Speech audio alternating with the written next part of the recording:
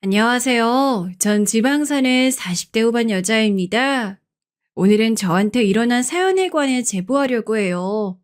제 인생에 관해 전반적으로 일어난 사연이랍니다. 얼마 전에 완전하게 마무리가 되었는데 개인적으로 아주 통쾌하고 이제 발 뻗고 잘 수 있을 것 같아요.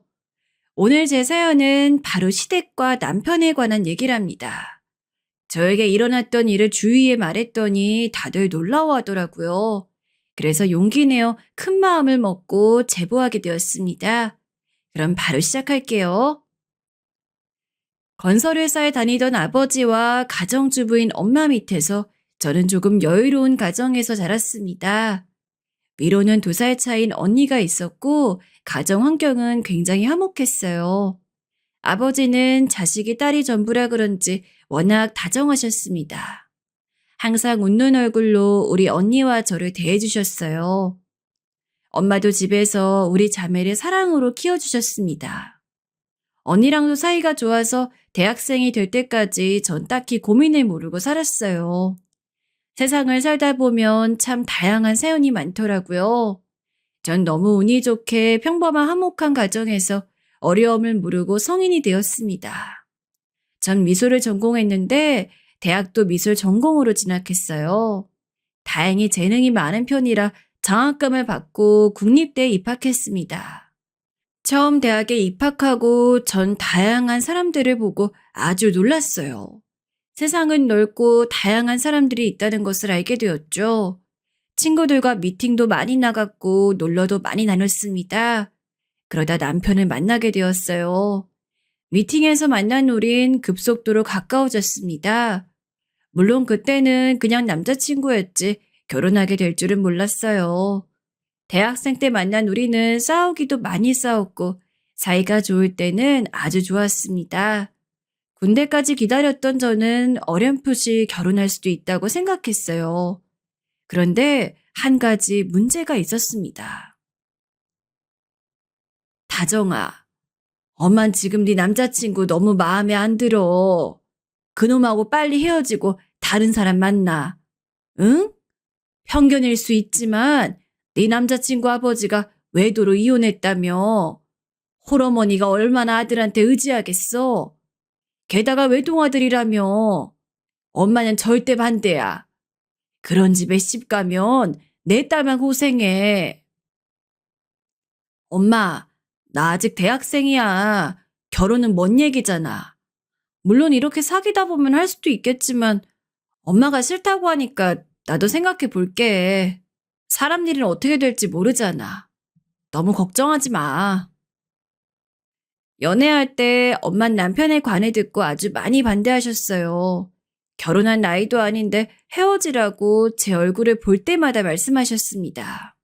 이러다 한 가지 사건이 발생해서 저는 결혼하게 되었어요.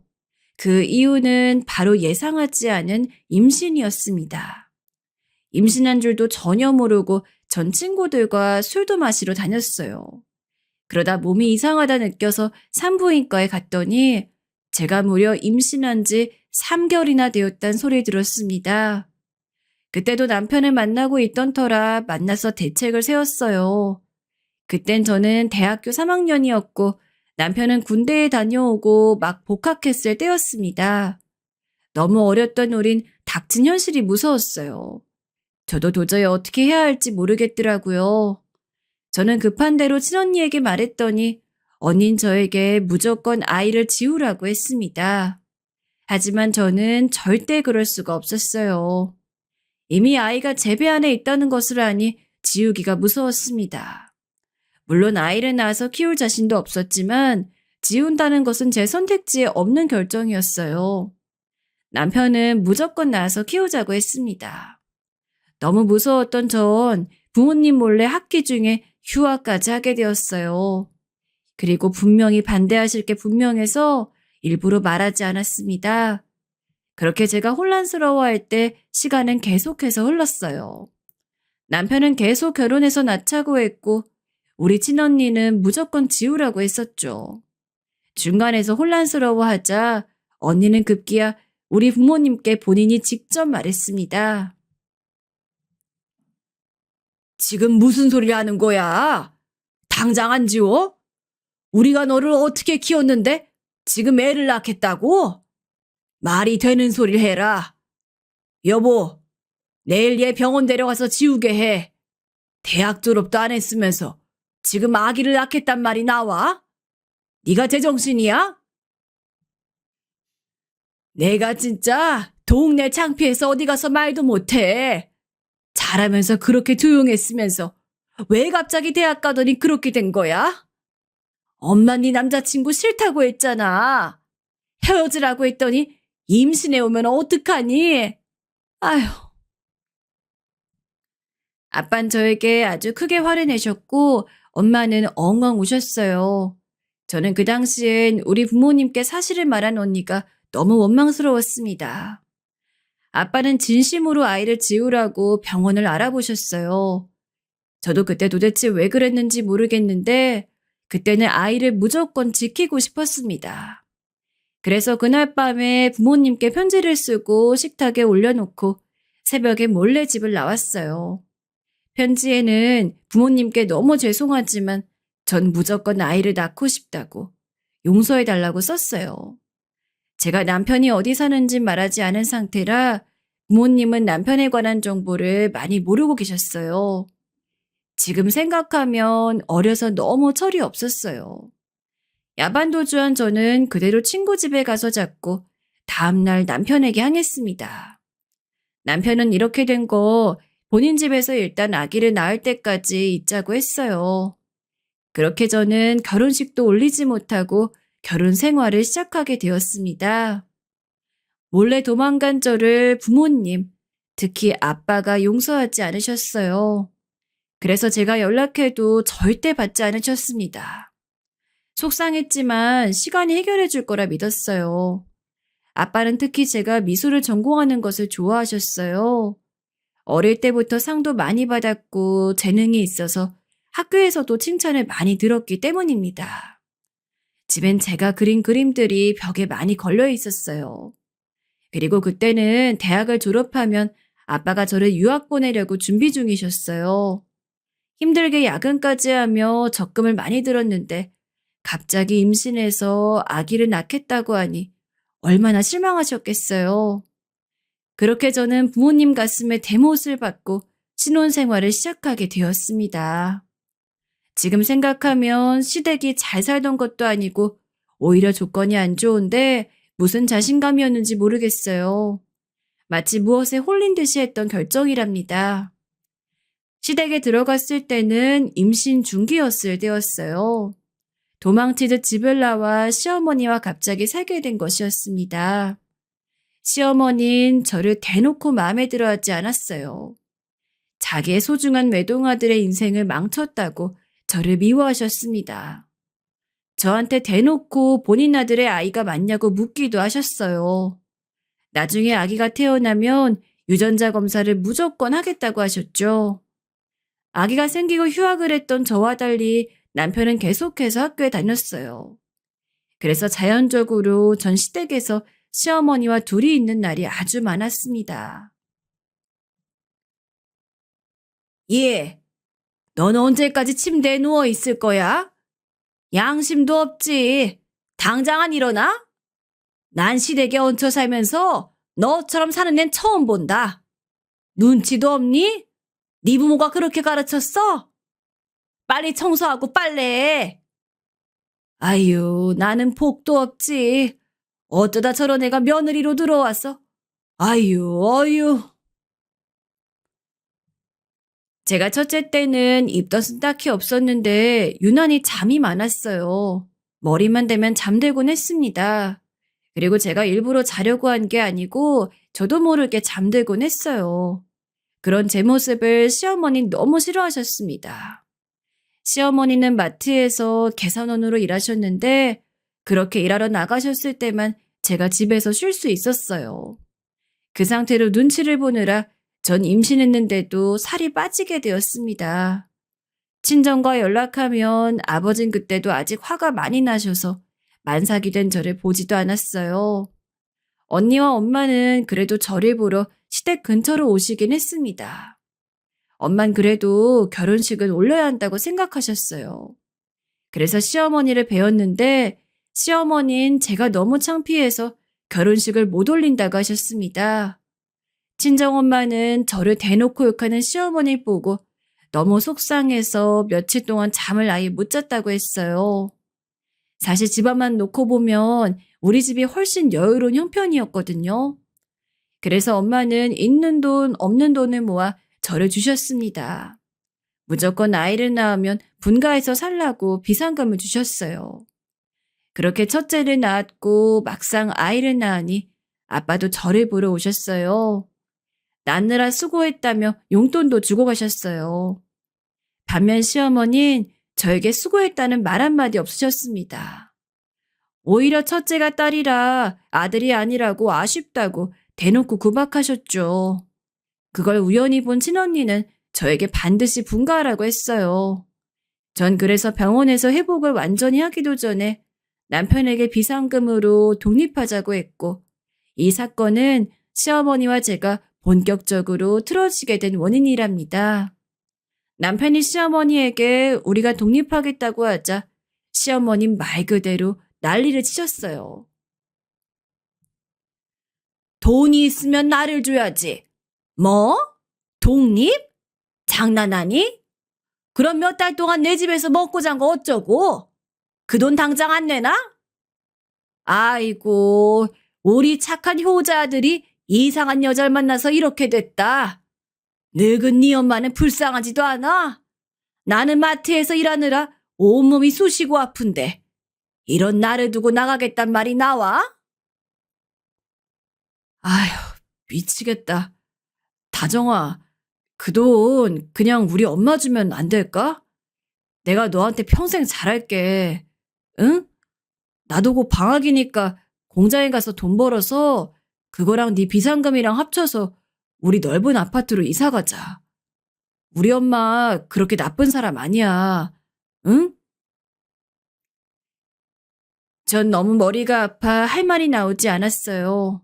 무조건 분가하고 싶었고 우리 엄마도 분가를 목적으로 돈을 주셨는데 남편이 제게 무릎까지 꿇으며 빌었거든요. 몇 날 며칠을 빌면서 본인이 중간에서 역할을 제대로 하겠다고 했었죠. 저는 그때 아이를 낳은 직후라 정신이 하나도 없었습니다. 그런데 시어머니는 분가는 절대 안 된다고 하시고 남편은 저를 달래니 그럼 일단 아이가 돌이 될 때까지만 같이 사는 것으로 합의했어요. 그리고 비상금은 절반을 떼어 시어머니에 드렸습니다. 시어머니가 본인이 돈 관리를 워낙 잘하니까 은행에 맡기지 말고 본인을 주라고 하셨거든요. 이때 제 말을 들은 친언니가 중간에서 반은 몰래 가지고 있으라고 충고해서 그렇게 했습니다. 그리고 방학을 맞은 남편은 공장에 일하러 가고 전 시어머니와 단둘이 집에 있었어요. 여러분, 신생아를 키우는 게 얼마나 힘든지 아시죠? 그 힘든 것을 전 오로지 혼자 감당했습니다. 시어머니는 우리 첫째가 성별이 딸이라 대놓고 싫어하셨어요. 아이가 신생아라 우는 것이 당연한데 울음소리도 듣기 싫다고 하셨습니다. 그래서 처음에는 화장실에서 달래다가 시어머니의 고함에 현관을 나가 길거리에서 우는 아이를 달랬어요. 그때가 겨울이라 엄청 추웠는데 아이가 추운 겨울 공기 때문에 폐렴에 걸려 병원에 입원하기도 했습니다. 그래도 전 그땐 절대 시어머니를 원망하지 않았어요. 그냥 계속 아이가 돌이 되면 분가하려고 준비 중이었죠. 실제로 남편이 공장에 가서 돈을 벌어왔기 때문에 그것을 보고 버텼습니다. 하지만 인생은 계획대로 흘러가는 것이 절대 아니라는 것을 이때 알게 되었어요. 에이, 여보. 지금 우리 엄마랑 살면서 엄마가 살림해 주는 거 편하게 받아먹고 있잖아. 독립하면 그거 다 하나부터 열까지 당신이 해야 하는데 힘들지 않겠어? 그리고 아이 키우는 것도 혼자 키우면 힘들잖아. 나 학교 다녀야 하는데 현실적으로 같이 사는 게 좋지 않을까? 지금 그게 무슨 소리야? 나 어머니랑 사는 거 힘들다고 몇 번이나 당신한테 말했어. 나 그냥 온전히 우리 공간을 가지고 싶어. 분명히 아이가 돌되면 나가기로 했잖아. 왜 갑자기 말이 달라지는 거야? 다정아, 서운하다. 왜 말을 그렇게 해? 우리 엄마가 너한테 뭘 그렇게 잘못했어? 그냥 엄마가 옛날 사람이고 또 어른이니까 맞지 않은 부분이 많을 순 있지. 그래도 그렇게 너무 대놓고 싫어하면 어떡해? 너무 실망이다. 남편은 갑자기 태도가 바뀌어 분가하지 않겠다고 했어요. 저는 그것도 모르고 아이를 데리고 부동산을 다니며 집을 알아보았거든요. 시어머니랑 같이 사는 것은 힘든 일이었습니다. 신생아를 혼자 돌보며 시댁의 모든 집안일을 제가 했거든요. 시어머니 마트에 가서 일하는 것이 힘들다며 제 얼굴만 보면 구박하기 바빴어요. 심지어 제 딸을 예뻐하지도 않으셨어요. 이런 상황에서 같이 사는 것은 절대 무리라고 생각했는데 갑자기 남편이 나가지 않겠다고 하니 기가 막혔습니다. 이 사건으로 남편하고 말다툼도 많이 했는데 시어머니는 제가 남편을 괴롭힌다고 싫어하셨어요. 그러면서 남편은 자기가 힘들게 공장에서 돈을 벌기도 하고 학기 중에도 공사장에 가서 돈을 벌어오는데 제가 너무하다고 했죠. 본인이 학생이라 공부하기도 바쁜데 집에 오면 제가 구박해서 괴롭다고 했어요. 무릎 꿇고 빌던 사람은 아예 사라진 뒤였습니다. 저는 전공도 포기하고 집에서 아이를 돌보느라 바빴는데 속상하고 서운했어요. 그렇게 분가는 아예 없던 일로 되었는데 이것과 관련해서 우리 친정엄마가 남편에게 화가 많이 났습니다. 비상금을 주었던 것도 우리 엄마가 분가를 조건으로 준 것인데 분가도 안 하고 시어머니에게 드린 돈은 행방이 묘연했어요. 돈 얘기를 꺼내면 사람을 죽일 듯이 달려들고 흥분해서 말도 못 꺼내겠더라고요. 그래서 엄마가 남편에게 서운하고 이러면 안 된다고 전화로 말씀하신 적이 있어요. 그랬더니 남편은 그걸 시어머니에게 그대로 말했습니다. 야, 나가. 이거사. 뭐 돈을 누가 보면 억을 준 것으로 착각하겠다. 겨우 전색은 조금 줘놓고 내 아들을 쥐잡듯 잡아? 아주 엄마나 딸이나 소중한 내 새끼 잡아먹으려고 하네. 꼴도 보기 싫으니까 네 친정으로 꺼져. 네 딸 데리고 꺼지라고. 시어머니는 남편에게 그 소리를 듣고 저에게 막말을 심하게 하기 시작했어요. 그러면서 당장 친정으로 꺼지라고 하셨죠.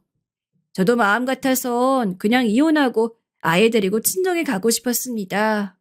하지만 그럴 수가 없었어요. 하늘도 너무하시지. 이때 우리 친정에 비극이 닥쳤거든요.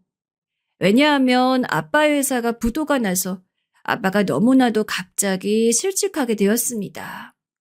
급하게 다른 회사의 자리를 알아봐도 그때 경기가 너무 힘들어서 일이 구해지지 않았어요. 게다가 엎친 데 덮친 격으로 아빠가 그때 투자한 게 있었는데 그것까지 다 말아먹게 되었습니다. 순식간에 일자리는 없어지고 빚이 잔뜩 생겼어요. 급한 대로 제가 시어머니에게 주지 않은 남은 비상금을 주었는데 터무니없이 부족했어요. 온 가족이 공장에 가서 돈을 급하게 벌어도 빚은 눈덩이처럼 늘어났습니다. 오히려 사채업자가 친정에 찾아오기도 했어요. 그러면서 아빠는 충격에 뇌출혈로 쓰러져서 병원 신세를 지게 되었습니다. 당장 병원비를 낼 돈이 없어 오래전에 연락이 끊긴 친척들에게 제가 대신 연락할 정도로 친정의 상황이 힘들었어요. 그래도 나름 여유롭게 사던 친정이었는데 갑자기 집안이 망하게 되었던 거였습니다. 그때 게다가 친언니도 결혼한 직후라 제대로 도울 수가 없었어요. 형부네 집안도 가난했거든요. 그래서 전 친정의 도움을 받을 수도 없었고 그대로 시어머니와 계속해서 살 수밖에 없었습니다. 그렇게 첫째를 시어머니의 구박 속에서 키우는데 그나마 희망이었던 것은 남편이 졸업하고 바로 취업했다는 거였어요.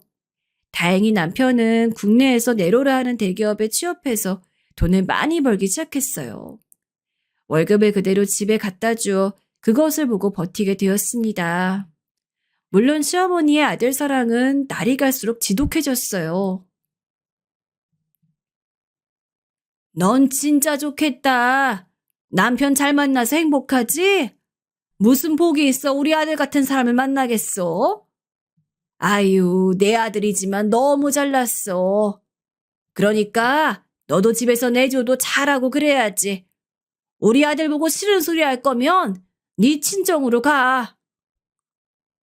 어머니, 갑자기 왜 그러세요? 저 그냥 가만히 아이랑 놀고 있었잖아요. 물론 남편이 돈을 벌어오니 저도 좋아요. 제가 더 잘할 테니까 화내지 마세요. 아이고, 그냥 속이 터져서 그래. 우리 아들이 어려서부터 그렇게 수제 소리를 들었는데 어쩌다 이렇게 대학 때 여자를 잘못 만나서 결혼해 아이 아빠가 된 건지. 됐다.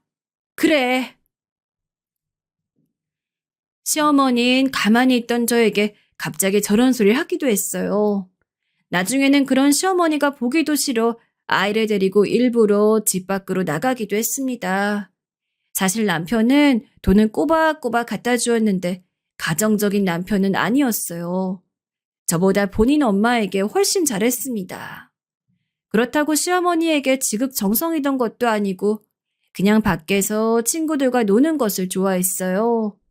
술을 얼마나 좋아하던지 회식하면 집에 오지 않은 날도 아주 많았습니다. 처음에는 제가 걱정되어 경찰에 신고하기도 하고 아이를 업고 나가 남편을 찾아다닌 적도 있어요. 그런데 그럴 때마다 남편은 그런 저를 발견하면 너무 창피해 하더라고요. 그래서 그냥 어느 순간 남편이 집에 오지 않아도 해탈해서 연락하지 않게 되었습니다. 이런 상황에서 사건이 하나 발생하게 되었어요. 바로 병원에 쓰러져 입원했던 아빠가 그만 큰 수술을 해야 했어요.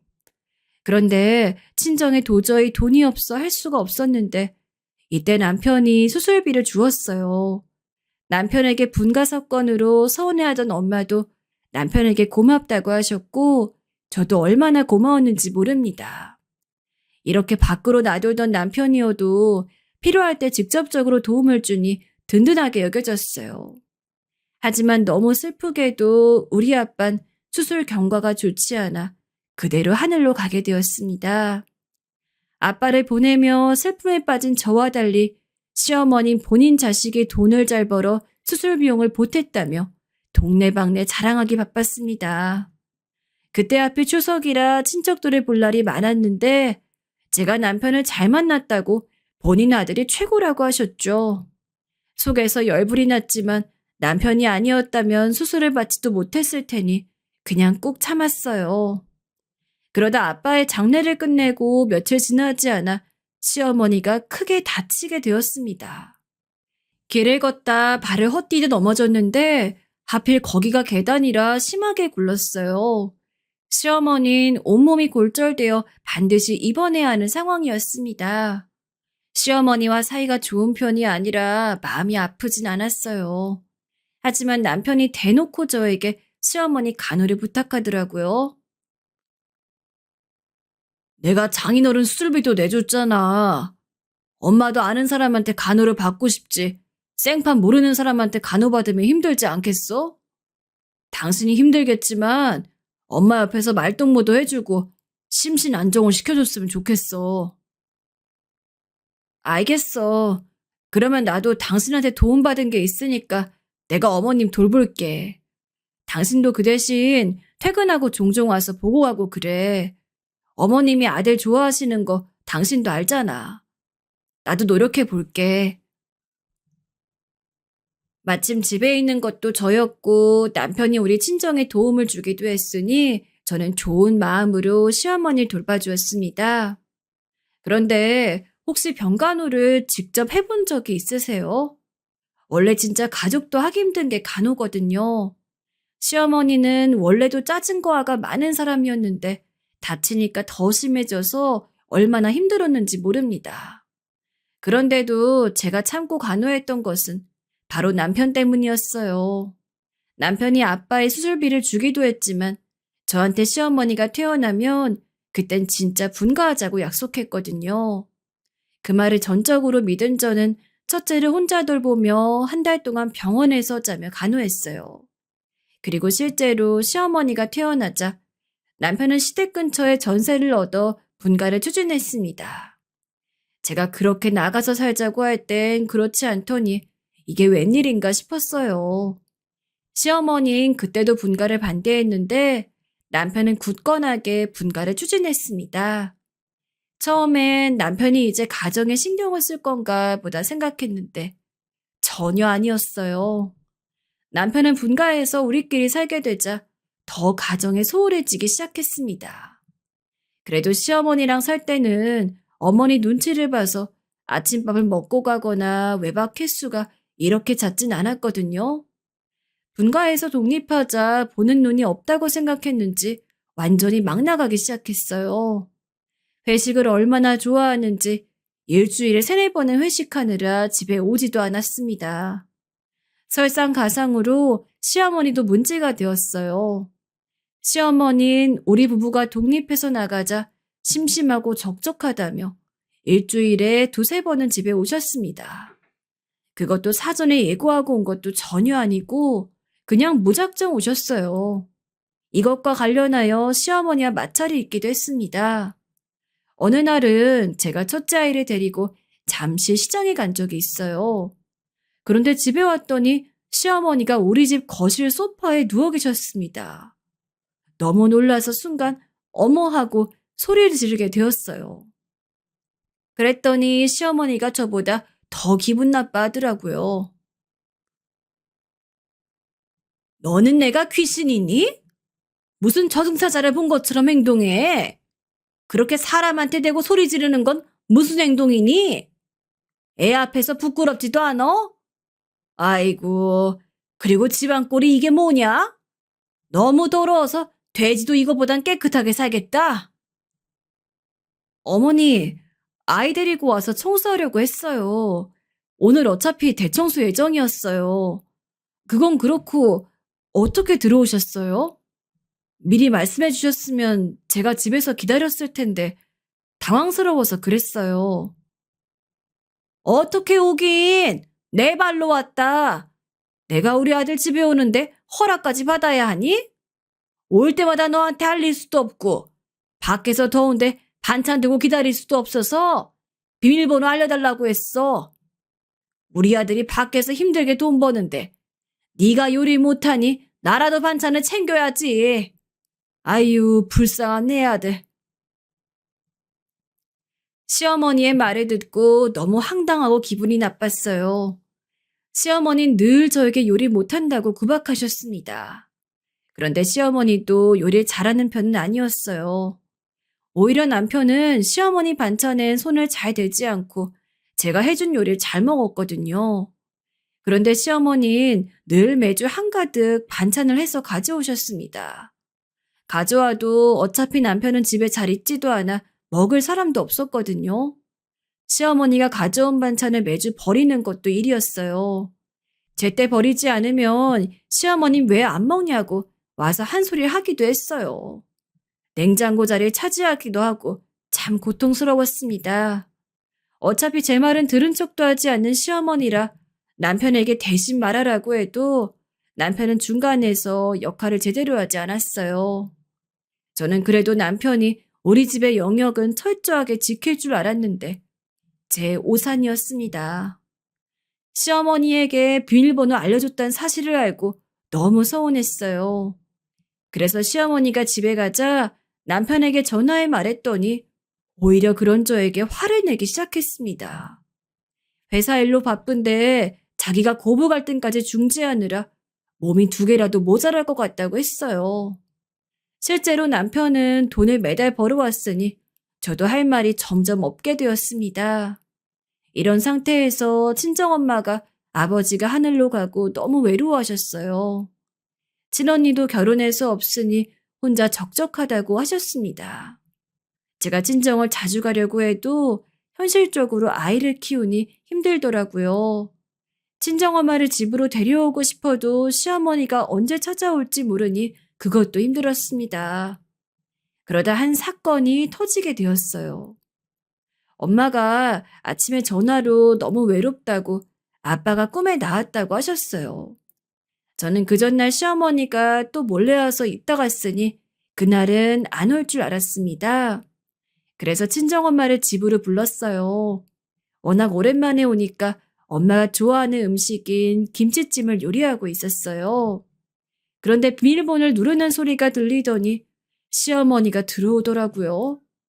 너무 놀라서 국자를 든 채로 시어머니를 바라봤더니 시어머니는 아무렇지 않게 더우니까 냉수를 가져오라고 하고 소파에 앉았습니다. 아무리 본인 아들 집이라 해도 이렇게 남의 집을 본인 집처럼 드나드는 게 슬슬 짜증이 나던 시점이었어요. 그리고 요리하느라 정신없고 곧 친정엄마도 도착할 텐데 신경이 곤두서기 시작했습니다. 그래서 일부러 그냥 인사만 하고 물을 갖다 주지 않았어요. 그랬더니 시어머니가 부엌으로 오더니 참견하기 시작했습니다. 김치찜 냄새가 이상하다. 색깔이 흐리다. 양파를 왜 넣냐 등 잔소리 시작했죠. 전 나가란 뜻으로 친정엄마가 좋아하는 음식이고 곧 도착한다고 했어요. 그랬더니 시어머니는 눈치도 없이 그럼 같이 밥을 먹자고 하더라고요. 저도 참을 수가 없어 시어머니에게 정중하게 다음에 와달라고 하려고 하는 그 순간 우리 친정엄마가 배를 누르셨습니다. 그렇게 시어머니와 친정엄마와 저는 한 식탁에서 밥을 먹게 되었어요. 엄마의 표정을 보니 상당히 당황한 상태더라고요.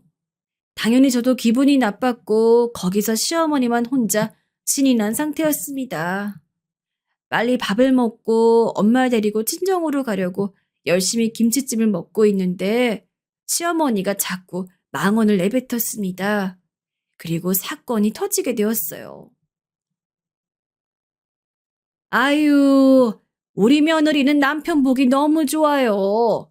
안 그래요? 어느 사위가 장인어른 수술비를 그렇게 내줘요?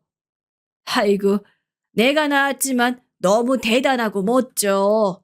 이래서 아들이 중요한데 어째 우리 며느린 딸을 낳아서 복도 없어요. 아, 네, 사도는 좋으시겠어요. 저도 그때 김서방에게 얼마나 고마웠는지 모릅니다. 지금은 남편이 하늘로 갔지만 수술이라도 할 수 있게 해줘서 감사해요. 사돈 덕분입니다. 시어머니는 또 아들 자랑을 그렇게 하기 시작했어요. 친정엄만 표정이 굳은 채로 동조하기 시작했습니다. 전 그게 너무 듣기 싫었지만 분위기를 망치기 싫어서 묵묵부답으로 있었어요. 제가 아무 말도 하지 않자 시어머니는 그게 기분이 나쁘셨나 봐요. 계속 제 얼굴을 보면서 아들 자랑을 귀 아프게 하기 시작했어요. 저도 그래서 장단을 맞추려고 그냥 대답만 하고 있었는데 시어머니는 점점 선을 넘기 시작했습니다. 며느리가 요리 솜씨가 없어서 제가 처음에 많이 혼냈어요. 요리라는 게 정성이 중요한데 며느린 그게 부족하더라고요. 우리 아들이 곱게 자라서 입맛이 까다로운데 그거 맞추려면 상당히 고생해야 하거든요. 그래도 저한테 배워서 실력이 조금이라도 는 것 같아 다행이네요. 사돈, 부족해도 저한테 눈에 넣어도 아프지 않은 제 자식이에요. 부모 앞에서 자식을 욕하시면 누가 가만히 있을까요? 우리 딸이 마음에 안 드시는 것 같은데 그래도 이렇게 내 새끼 요리 먹으면서 할 말은 아니잖아요? 시어머니가 선을 넘어 제 욕을 하자 엄마가 젓가락을 탁 내려놓고 그대로 말다툼이 시작되었어요. 엄마가 시어머니에게 뭐라 하자 시어머니는 잠시 당황하더니 금세 당당해졌습니다. 중간에서 제가 말리느라 얼마나 고생했는지 몰라요. 엄마는 나중엔 눈물까지 보이셨어요. 제가 이런 취급을 당하고 사는지 전혀 몰랐던 거였습니다. 우는 친정엄마를 달래자 시어머님 본인을 나쁜 사람으로 만들었다며 갑자기 통곡하셨어요. 땅바닥에 앉아 가슴을 치며 엉엉 울더니 갑자기 남편에게 전화하더라고요. 전화를 받은 남편에게 며느리와 사돈이 본인을 모함한다고 아이처럼 우는 모습에 전 할 말을 잃게 되었습니다. 그렇게 좋은 마음으로 친정엄마를 집으로 불렀다 아예 양가 어른들은 왕래가 끊기게 되었어요. 그리고 이 사건은 생각보다 여파가 아주 커서 남편과 저도 크게 다투었습니다. 남편은 시어머니의 눈치가 보인다고 당분간 친정에 못 가겠다고 했거든요. 그런데 하필 다음 주가 우리 친정엄마의 생신이셨어요. 아빠가 돌아가시고 워낙 외로워하셔서 친언니와 제가 서울에 있는 좋은 호텔에 뷔페를 먹으러 가려고 했었거든요. 남편에게도 미리 말했었는데 갑자기 본인이 머리가 너무 아프다고 빠지겠다고 했습니다. 이걸로 남편하고 싸워서 엄마 생신 당일까지 서로 말 한마디도 하지 않았어요. 진지하게 이땐 이혼을 생각했습니다. 친정엄마도 생신인데 기분이 상했고 결국 언니 부부에게 전 울면서 있었던 일을 말하게 되었어요. 형부도 언니도 화가 나서 이건 이혼 사유가 분명하다고 했죠. 저도 저런 시어머니를 계속해서 보고 싶지 않았고 게다가 남편과 사이도 그렇게 좋은 편이 아니라 고민했어요. 그런데 이혼할 순 없었습니다. 제일 먼저 우리 딸을 양육하려면 현실적으로 제가 돈을 벌지 않으니 힘들었어요. 잘 다니던 대학을 휴학하고 중퇴까지 해서 저는 고졸인 상태였거든요. 급하게 공장에 가서 일할 수는 있었지만 그러면 딸을 돌볼 수가 없었습니다. 친정엄마에게 맡긴다고 해도 엄만 혼자 사는 것도 힘들어하던 터라 무리였어요. 그리고 가장 중요한 문제가 있었습니다. 그건 바로 제가 그때 둘째를 임신하게 되었다는 거예요. 워낙 스트레스를 많이 받고 있고 그래서 생리를 몇 달간 하지 않았던 적이 꽤 많아요. 그런 적이 많으니 아무렇지 않게 생각하고 있었는데 갑자기 음식 냄새만 맡아도 토를 하게 되었습니다. 이상하다고 생각해서 병원에 갔더니 제가 임신했다고 의사가 말하더라고요. 너무 당황했고 배 안에 있는 아기한텐 미안하지만 사실 임신 소식이 기쁘진 않았습니다. 막막했단 말이 더 맞던 것 같아요. 그래도 임신 사실 덕분에 남편하고 자연스럽게 다시 화해하게 되어 그거는 좋았습니다. 제가 임신했다고 하니 시어머니는 이번엔 반드시 아들이어야 한다고 했어요. 아이의 성별은 하늘이 정해주는 거지 제가 정하는 게 아닌데도 꼭 무조건 아들을 낳아야 한다고 강요하셨죠.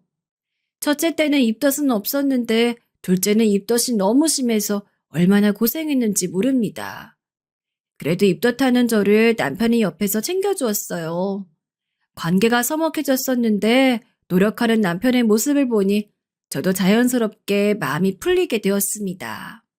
어쩌면 우리가 문제없이 살 수도 있겠다고 생각했어요. 하지만 여러분, 이건 제 착각이었습니다. 왜냐하면 전 너무 충격적인 사실을 알게 되었기 때문이에요. 둘째를 임신하고 남편하고 사이가 좋아졌다 생각한 저는 시어머니에게도 좀 더 유하게 행동했어요. 확실히 남편이 안정을 주니 제 마음도 편해졌습니다. 그래서 시어머니가 갑자기 와도 예전처럼 정색하는 것도 줄었어요. 시어머니도 제가 웃으면서 대하자 저를 예전처럼 미워하지 않고 이제 가족처럼 대해주기 시작하셨죠. 그런 시어머니를 보며 저도 나름대로 최선을 다하고 있었습니다. 그런데 어느 날 남편이 술에 취해 들어온 날이 있었습니다. 워낙 술 약속이 많은 사람이라 아무렇지 않게 옷 정리라고 침대에 눕혔어요. 그런데 제가 원래 평소에는 절대 그렇지 않은데 갑자기 그날따라 옷주머니를 확인하게 되었습니다. 영수증이 몇 개 나와서 버리려고 하다 확인했더니 거기에 뭐라 적혀 있었는지 아세요? 무려 호텔 이름이 적혀 있었습니다. 전 처음에 제가 잘못 본 줄 알았어요.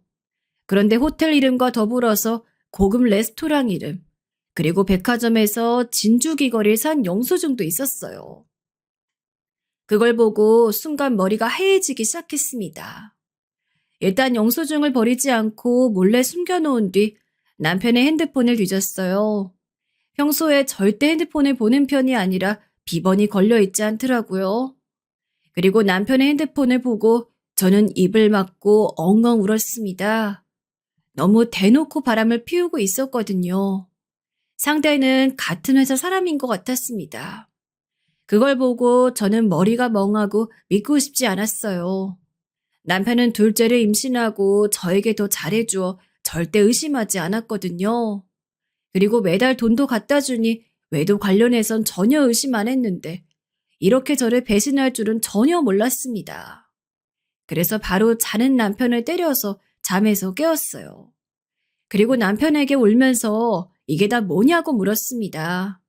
그랬더니 남편이 뭐라고 했는지 아세요? 차라리 저에게 무릎을 꿇고 싹싹 빌었으면 제가 비참하진 않았을 거예요. 남편은 저한테 너무 당당한 태도를 보였습니다. 아유, 난 또 뭐라고? 이게 왜? 내가 매달 돈도 주는데 이 정도면 남편 역할 충분하지 않아? 내 돈으로 친정에도 갖다 주면서 나는 이러지도 못해? 나 잘 거니까 깨우지 마. 내일도 출근해야 되는데 왜 깨워? 아유. 남편은 너무 당당하게 자긴 잘못한 게 전혀 없다고 했어요. 그놈의 월급이면 다라고 생각하는 모양이었습니다. 다음 날이 되자 남편은 진짜 아무렇지 않게 씻고 옷을 갈아입고 집을 나섰습니다. 그리고 더 믿기 힘든 일이 일어났어요. 그날도 시어머니가 예고도 없이 집에 찾아왔습니다. 시어머니를 웃으면서 맞이할 기분이 전혀 아니었어요.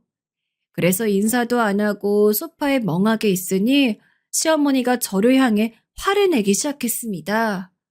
전 자꾸 저에게 말을 거는 시어머니가 싫었어요. 그래서 순간적으로 소리를 지르며 말했습니다.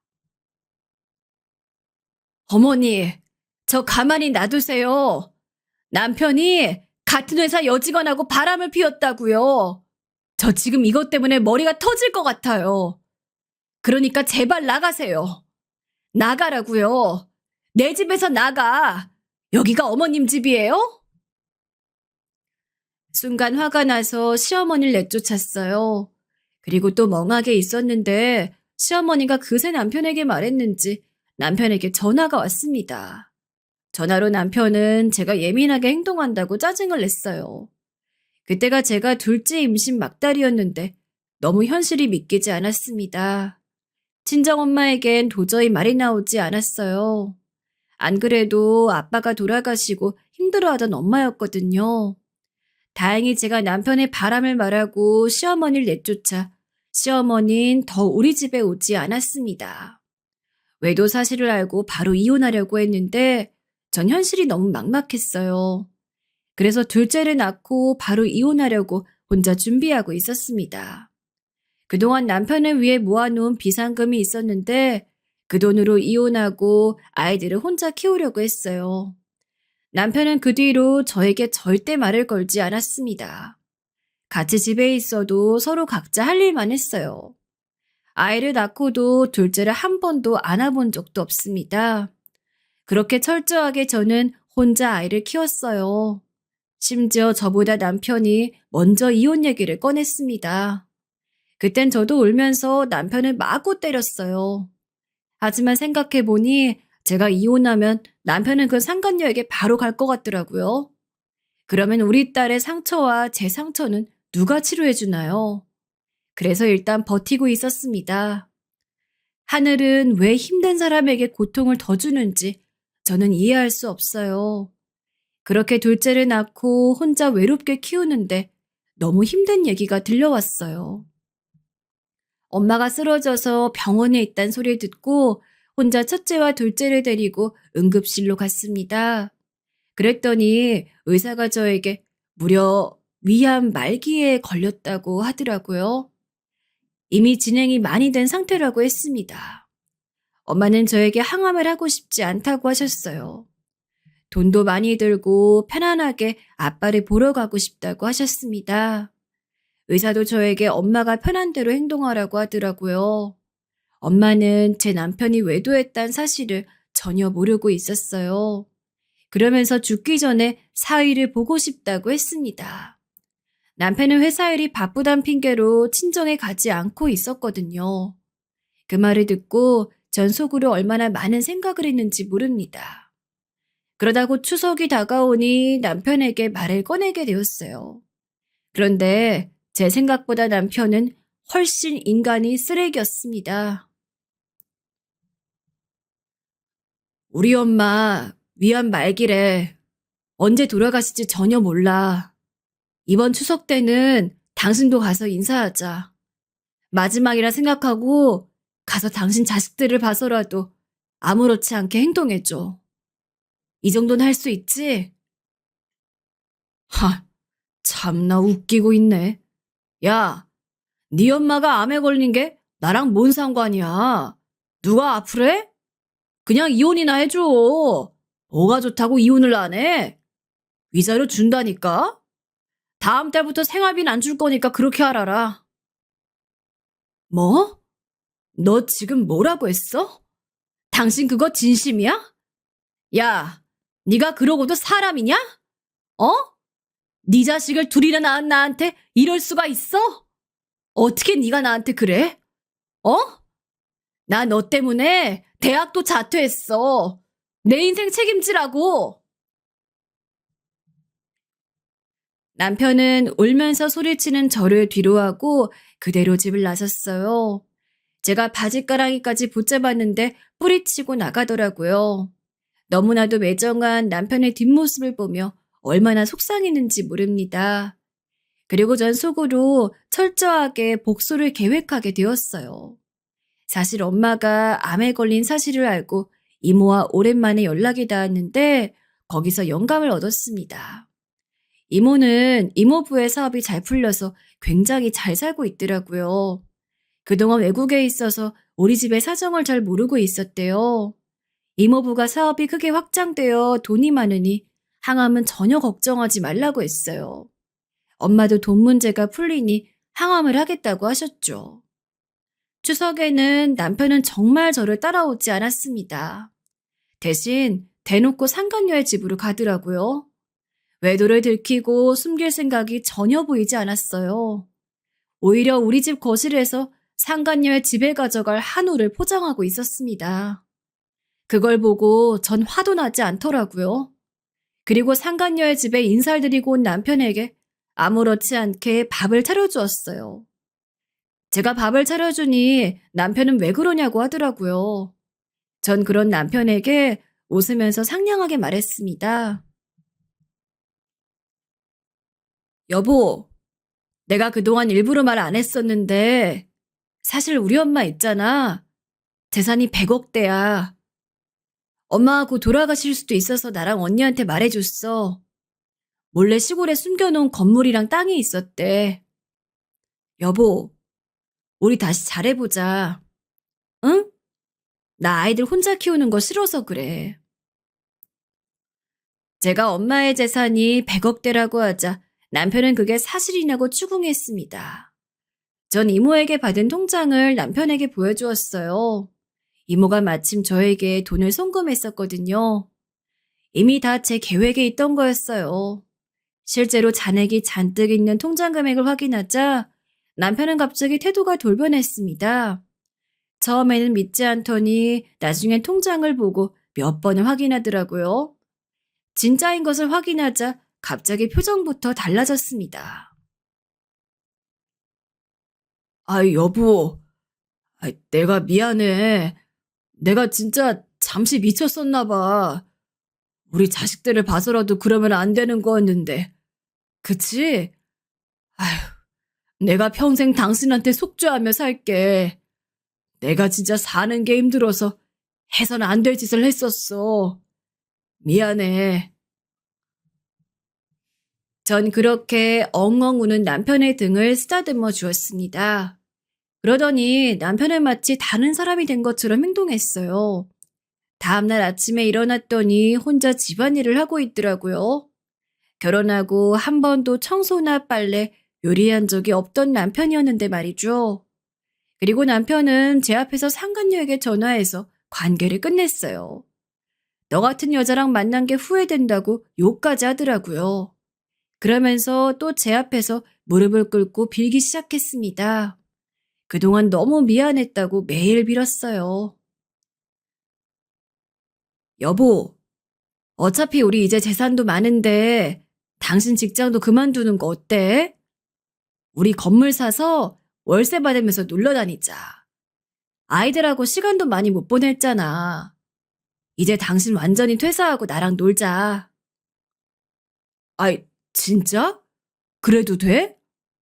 나 안 그래도 회사 다니는 거 너무 힘들었어.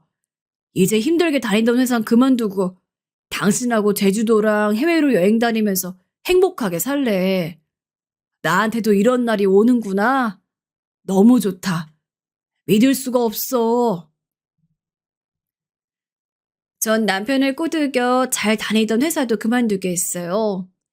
남편은 제가 퇴사하라고 하자 너무 좋아하며 바로 일을 그만두었습니다. 그러면서 우리 친정에는 가지도 않더니 본인이 나서서 친정엄마를 보러 갔어요. 심지어 제가 아이들을 키우느라 정신이 없는데 자기가 병원에 가서 엄마의 항암 치료 돕기도 했습니다. 그 모습을 보며 전 속으로 얼마나 괘씸했는지 몰라요. 돈이 뭐라고 저렇게 사람이 아예 바뀐 건지 놀라울 정도였습니다. 엄마는 너무 다행히 이모의 돈으로 항암을 하고 이겨냈어요. 의사도 놀랄 정도로 회복력이 아주 좋았습니다. 말기는 완치가 어렵다고 하던데 그 어려운 것을 해낸 엄마가 너무 대단했어요.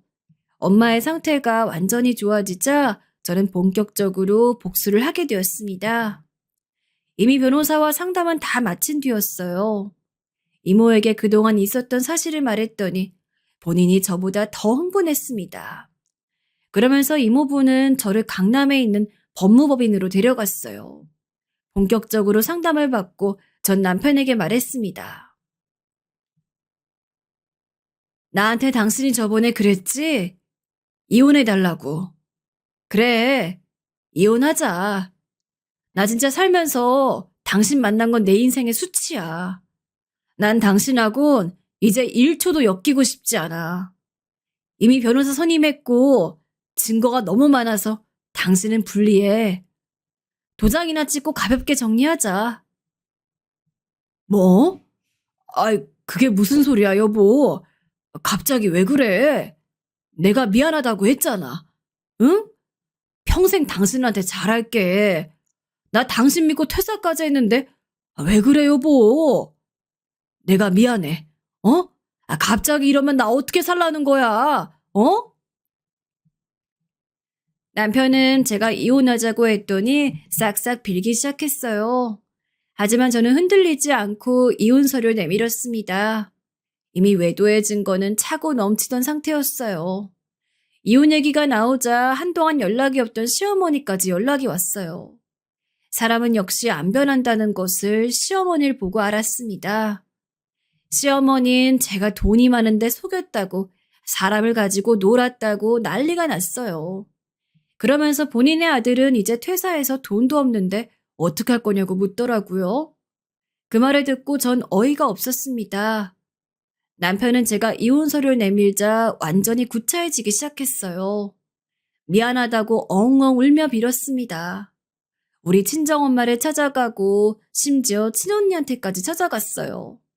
하지만 이미 친정에는 제가 그동안 시어머니에게 당했던 시집살이와 남편의 외도를 말한 뒤였습니다. 전 이혼 서류를 내밀고 바로 친정으로 왔는데 남편은 집에도 가지 않았어요. 친정집 앞에서 자기가 잘못했다고 얼마나 빌었는지 모릅니다. 너무 시끄럽고 거슬려서 경찰까지 불렀어요. 하지만 남편은 자기가 잘못했다고 계속해서 난리를 쳤어요. 결국 우리 부부는 합의 이혼은 하지 못했습니다. 대신 법정에 가서 이혼 소송을 하게 되었어요.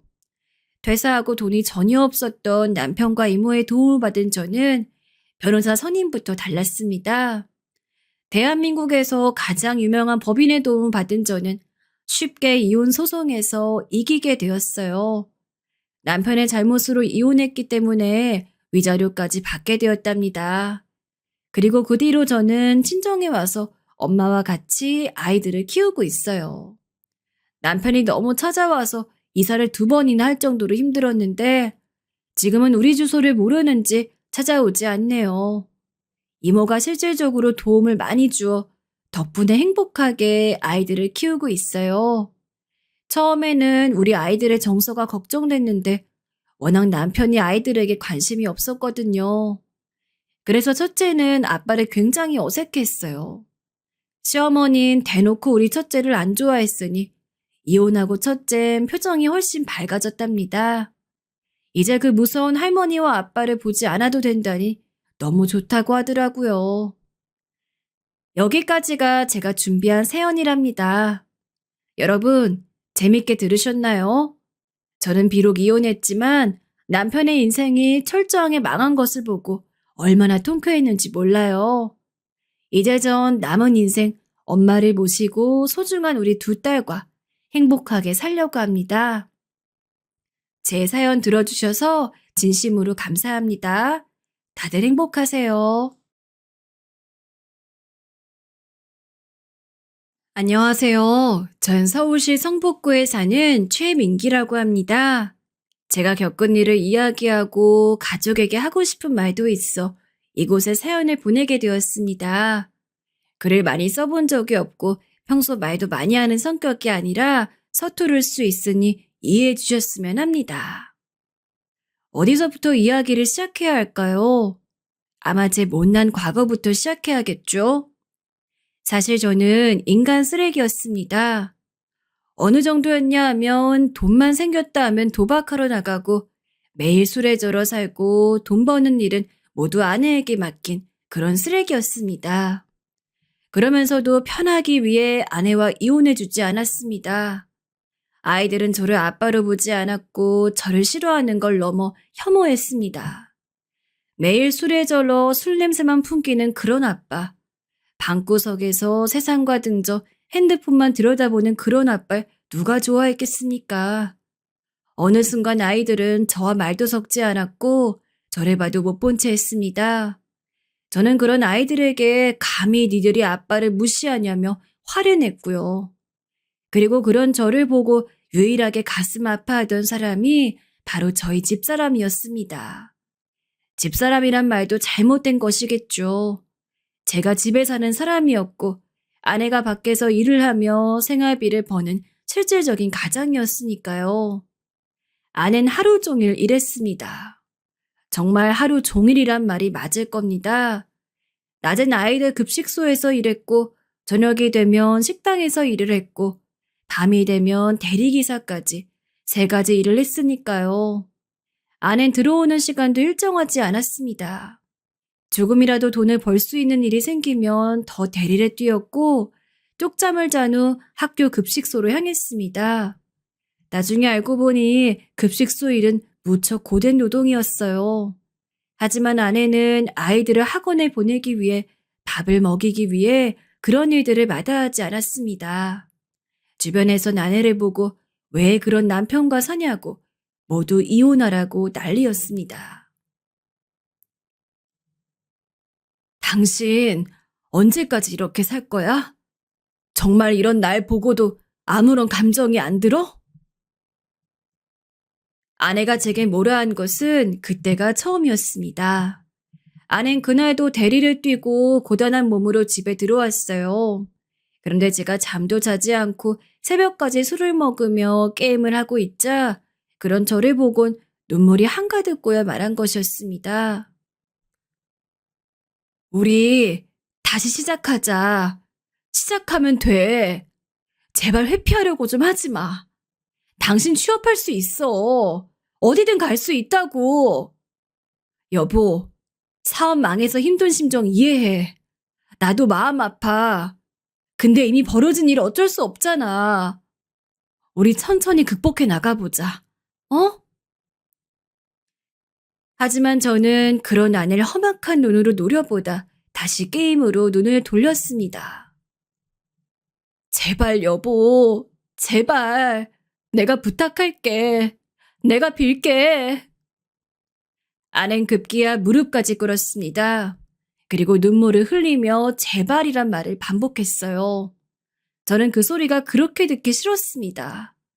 제발이란 말을 듣는 순간 갑자기 속에서부터 참아왔던 울분과 화가 올라오는 느낌이었습니다.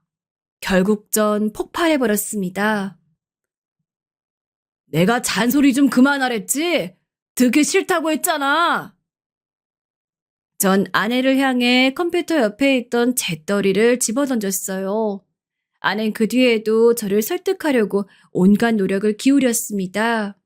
저를 부드러운 말로 타일러도 보고 아이들 얘기를 하면서 회유도 해보고 제게 손찌검을 당하면서도 저를 포기하지 않았어요.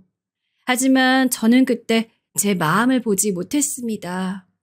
그때 저는 한마디로 낙오자였고 실패자였습니다. 3년 전 잘 되던 사업이 한순간에 망했고 주변 지인들이 제 전화를 받지 않았고 가족들마저 제게 등을 돌렸습니다. 그렇게 저는 사회에서 한순간에 추방당했고 삶에서 멀어졌습니다. 다른 사람들의 삶은 기름칠을 칠한 바퀴처럼 매일 잘도 굴러갔지만 제 인생은 그 자리에 멈춰져 있는 고물이었어요. 저는 그걸 받아들이지 못했고 그 고통에서 도망가고자 매일같이 술을 마셔댔습니다. 술은 저를 잊을 수 있는 법을 알려주는 회피 수단이었습니다. 술을 마시면 제가 고물이라는 것도 추락한 사람이라는 것도 잠시나마 잊을 수 있었습니다. 그러던 어느 날 저는 더 쓰레기 같은 짓을 했습니다. 아내를 두고 다른 여자에게 눈을 돌린 거예요. 그 여잔 저희 동네에서 술집 장사를 하는 여자였어요. 제가 자주 가는 술집의 사장이었는데 제가 올 때마다 은근슬쩍 소주 한 병을 더 얹어주며 남편 없이 사니까 밤이 너무 외롭다는 말을 했습니다. 우리 민기 씨는 그렇지 않아요? 요즘은 마누라 있어도 다 외롭다 하던데 민기 씨 혹시 나랑 잘해볼 마음 없나? 나 귀찮게 안 할게. 마누라랑 자식도 있으니까 거기까지 손댈 생각은 없어. 나 민기 씨랑 그냥 연애하고 싶은 거니까 연애는 괜찮죠? 전 그렇게 그 여자랑 놀러 다녔어요. 술도 마시고 외박도 하고 그 여자 친구들도 만나면서 놀러 다니고 한마디로 최악에서 더 최악으로 넘어가고 있었죠. 여자들이랑 논이 좋은 점도 있었어요. 혼자 술 마시는 것보단 그래도 말할 상대가 생기니 외롭진 않다는 거. 그거 하나요. 이성적인 매력이고 뭐고 그런 것보단 외롭지 않으니 그저 좋았습니다. 그런데 자식들 눈을 쳐다보는 건 참 죄스러웠습니다. 아빠 요즘 왜 이렇게 안 들어와? 어느 날은 자식이 저한테 이리 묻는데 할 말이 없더군요. 그래서 그냥 화장실로 들어가 담배만 뻑뻑 피워댔습니다. 물론 아내가 제 바람을 몰 리 없었어요. 제가 하도 안 들어오자 제 뒤를 밟았는지 어느 날 저한테 다가와 뺨을 후려치더군요. 당신은 사람 새끼도 아니야. 동네 사람들도 당신 바람 피는 건 다 알고 있더라. 나 얼마나 비참하게 만들어야 속이 시원한 거야? 이제 당신 속이 좀 편해? 나는 그렇다 치고 애들이 알게 되면 어쩌라 그런 짓을 해? 아, 어쩌라고? 왜 여자가 남자 하는 일에 관심을 가져? 관심 꺼. 아니면 이혼하든가 그냥. 뭐라고? 이혼? 당신 그 말이 쉬워? 지금 생각해도 제가 아내에게 했던 말들을 되짚어보면 전 정말 쓰레기라고 말하기도 아까운 놈이었어요. 바람피고 걸린 주제에 빌진 못할 망정 싫으면 이혼하라니. 사실 저도 이혼은 두려웠습니다. 버림당하는 건 두려웠는데 정말 그 말이 아내 입에서 나올 걸 생각하니 더 두렵더라고요. 그래서 제가 말해버렸어요. 아낸 제 말에 엉엉 울더니 자는 애들을 깨워서 짐 싸들고 친정으로 가버렸고 그 후 한 달간은 연락하지 않았어요. 그쯤 되자 저도 사람은 사람인지라 이혼은 하더라도 용서는 빌어야겠다는 생각이 들더라고요. 그래서 주섬주섬 옷을 입고 무작정 아내 친정으로 왔습니다. 절 바라보는 아내의 얼굴에 미안하다라는 말도 제대로 못할 거면서 그냥 무릎만 꿇고 하염없이 앉아 있었습니다. 아내는 기가 찬 듯 저를 보며 이제 와서 뭐가 달라지냐며 가라고 했지만 저는 계속 그 상태로 앉아 있었어요. 나중엔 장모님까지 와서 얼음장 같은 물을 제 얼굴에 뿌리시며 멱살을 잡고 뒤흔들었죠. 장모님에게 매타작을 당하긴 했지만 그래도 쌌습니다. 전 가만히 그걸 묵묵히 맞고 있었고 아낸 그걸 보며 울다가 저를 다시 받아줬어요. 저도 그때부터 좀 잠자코 가만히 집에서 지내게 되었습니다. 뭔 돈 버는 직업 활동을 했다는 게 아닙니다. 그냥 여자 안 만나고 술 좀 덜 마시며 지냈다는 거였죠. 아내가 뭐 하라 하면 청소 정도 해주면서요. 자식들은 여전히 저를 어려워했지만 전 나름 아버지랍시고 자식에게 이거 해라 저거 해라 하며 공부시키고 그 정도였어요. 아낸 참 착한 여자라 제가 그렇게만 해줘도 변했다고 생각하는 것 같았어요. 언젠가 이대로만 지내자면서 잘하고 있다곤 말할 때도 있었고요. 솔직히 말해서 그전까진 술이 아니면 견딜 수가 없었는데 이상하게도 아내가 한번 친정에 갔다 온 이후론 혹여나 제가 또 자제력을 잃을까봐 겁이 나더라고요. 또 여자나 만나고 다니는 허튼 짓을 하게 될까봐 두렵기도 했고요. 저조차 그런 바닥까지 떨어지고 싶지 않았습니다. 그래서 그 후론 집에 있으면서 애들 숙제 봐주고 가끔 요리도 해주면서 아내를 도와주기 시작했어요. 당신이 이걸 다 한 거야? 어느 날은 시간이 남아 저녁을 만들어 놓았는데 아내가 눈물까지 글썽이며 놀라더군요. 전 할 말이 없어 고개를 푹 숙이다 먹으라 하곤 방으로 들어가 버렸어요. 그렇게 아내는 제 변화를 참 좋아했어요. 가끔 장모님이 저희 집에 들를 때가 있었는데 그때마다 절 구박하려 치면 대신 나서서 막아준 것도 아니었어요. 그러면 장모님은 욕설을 중얼거리시며 마지못해 나가시곤 했습니다. 아낸 여러모로 제 방패막이가 되어주었어요. 아마도 제가 사업으로 망하기 전 다정한 신랑이자 아이들의 아빠였던 그 시절을 잊지 못하고 있었던 것 같았어요. 어느 날은 아내가 예전에 찍은 사진이라면서 저희 결혼 초기의 사진을 보여주는데 사진 위로 아내의 눈물이 떨어지더라고요. 아유, 나도 주책이네. 갑자기 왜 여기서 눈물이 나지? 아낸 주책이라며 얼른 눈물을 닦았지만 전 알 수 있었어요. 아내가 얼마나 내심 그 시절을 그리워하고 있는 건지. 그 희망만 품으며 이 고된 생활을 참고 버티고 산단걸요. 아내의 눈물을 마주하고 나서 제 마음에도 조금 변화가 생겼습니다. 전 다시 한번 일어서 보자 결심하게 됐어요. 물론 또 실패할 수는 있겠지만 그렇다 하더라도 지금 방구석에 있는 이 상태로 지내는 것보다야 훨씬 낫다고 생각했어요. 실패가 두려워서 방 안에만 있을 바에야 뭐든 나가서 부딪히고 깨져보는 게 제 타고난 성격이기도 했고 철저히 준비만 한다면 잘 될 수 있으리라 믿었어요. 제 도전을 가장 믿어준 건 역시 아내였어요. 다들 술에 빠져 감도 잃은 제가 뭐를 할 수 있겠냐 했지만 전 한 번 더 도전해봤습니다. 이번에 제가 차린 건 자그마한 와플 가게였습니다. 프랜차이즈 가게였는데 젊은 사람들한테 인기도 좋고 창업 비용도 비교적 적어 결심한 거였죠. 제가 가게를 열 수 있게 된 건 순전히 아내 도움이 컸습니다. 가지고 있는 돈이 수중에 없었는데 아내가 장모님을 찾아가 눈물로 설득해 창업 비용을 마련해 준 것이었어요. 그놈이 대체 뭘 안다는 거야? 또 말아먹게? 그냥 냅둬라 냅둬. 그러다 망해서 또 예전같이 되려면 어쩌려고. 엄마, 나 한 번만 믿어줘요. 이번엔 나도 도울 거고 그 일도 잘 해낼 수 있어요. 아유, 못 산다. 내가 니들 때문에 제명에 못 살아. 장모님은 아내의 설득에 결국 두 손 두 발을 다 들었고 마지못해 저에게 큰 돈을 빌려주셨습니다. 정신 차린 만큼 이번엔 잘 좀 해서 우리 딸 눈에 눈물 나지 않게 해주게.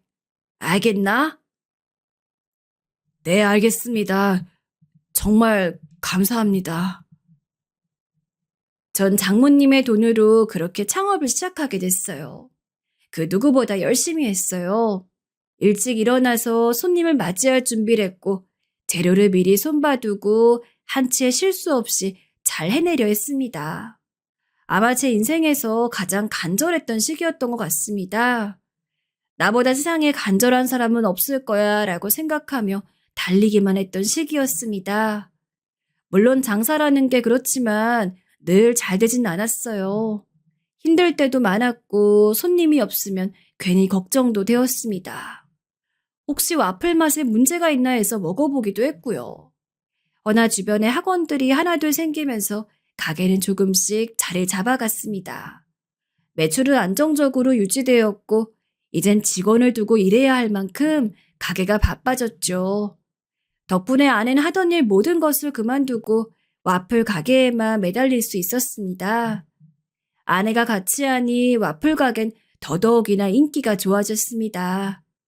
와플 가게라 하면 흔히 아이들만 먹으러 올 것 같지만 사실상 할머니, 할아버지 분들도 음료를 드시러 자주 오시곤 했는데 저희 아내를 볼 때마다 어찌 그리 이쁘고 싹싹하냐며 기특하다고 손자껏까지 와플을 사가시곤 했어요.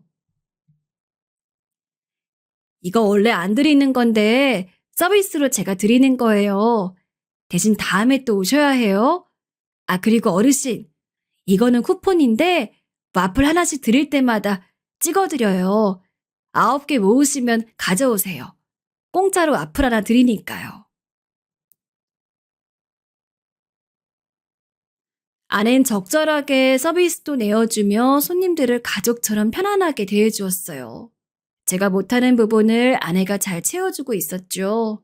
덕분에 저희 부부가 하는 가게엔 가끔씩 어르신분들이 모이시는 장소가 되기도 했고, 어르신들 사이에서 친절한 부부가 한다고 입소문이 나기도 했어요.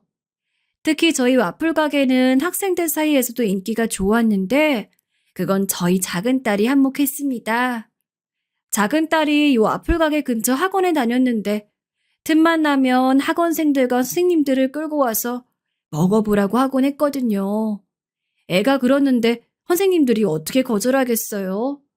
학원생들 사주면서 저와 안면을 트게 됐고 아이들도 와플의 달짝지근한 맛에 끌려 자연스레 학원 가기 전 와플 먹는 걸 일상으로 삼게 되었지요.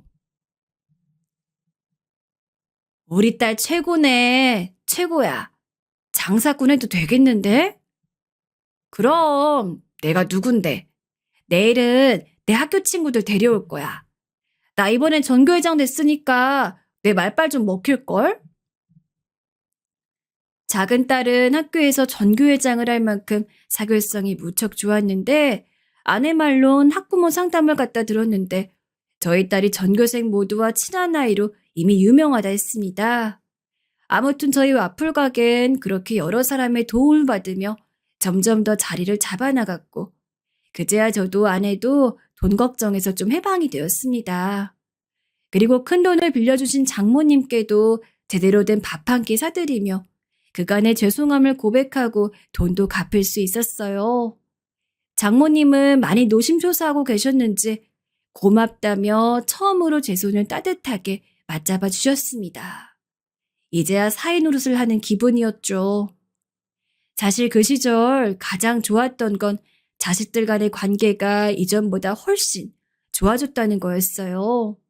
늘 저를 외면하기 바빴던 아들과 딸이 이젠 저에게 말을 걸어오고 와플 가게에 와서 가게 일을 척척 도와주는 모습을 보니 그렇게 눈물이 날 수가 없더라고요. 정말 혼자 여러 번 숨어서 눈물을 훔친 적이 한두 번이 아니었습니다. 특히 우리 작은 딸은 저한테 손편지까지 써주었는데 너무 가슴에 남아서 휴대폰 사진으로 찍어 배경화면으로까지 해놓았어요. 여보, 우리 딸이 어제 당신 자랑을 얼마나 애들한테 했는지 몰라. 당신이 생일 선물로 사신 옷 있잖아. 그거 애들한테 자랑하고 난리가 났어 아주. 당신 좋겠네. 아내는 종종 딸이 뒤에서 제 이야기를 하고 다니는 걸 말하며 흐뭇하게 웃곤 했어요. 사실 아내야말로 가정이 이렇게 평안해지는 걸 가장 바라고 있던 사람이었으니 지금의 이 상황을 너무나 행복해하는 게 티가 났습니다. 저희 부부관계는 당연히 더 좋아졌죠. 손님들도 가끔씩 저희 부부를 보고 눈에서 꿀이 떨어지는 것 같단 말을 농담처럼 하셨으니 민망하고 부끄럽긴 했지만 기분은 썩 나쁘지 않았습니다.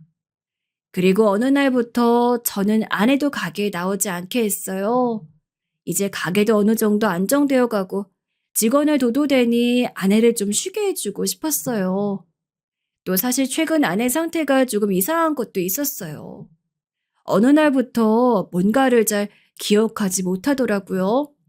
예를 들어 휴대폰을 냉장고에 둔다거나 현관 비밀번호를 까먹어서 전화를 한다거나 어느 날엔 가게 문을 잠그고 가지 않아 큰일이 날 뻔한 적도 있었죠.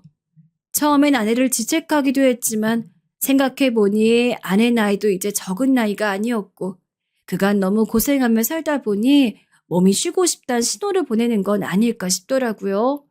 그래서 전 아내에게 쉴 것을 권유했어요. 아내는 쉬겠다 했지만 그것도 마음에 걸렸는지 몇 번씩은 가게에 나왔습니다. 그러던 어느 날 제가 마음속 깊이 두려워하던 일이 일어나 버렸습니다. 그날도 늦은 밤 와플 가게에서 마감을 하기 위해 정신없이 일을 하고 있었는데 아들이 제게 전화를 걸어왔어요. 아빠, 엄마가 쓰러졌는데 일어나질 않아. 아들은 울먹거린 목소리로 제게 상황의 심각성을 알렸습니다. 엄마가 쓰러졌다고? 119에 연락했어? 했는데 아직 안 왔어. 어떡해, 아빠? 엄마가 모서리 쪽으로 넘어져서 많이 아파해. 알겠어. 아빠 가게 접고 갈 테니까 울지 말고 기다리고 있어. 전화를 끊은 후에도 마음 한구석은 찝찝했습니다. 그간 아내가 얼마나 힘들게 살고 있는지 알고 있었으니까요. 집에 도착하니 이미 상황은 종료된 후였습니다.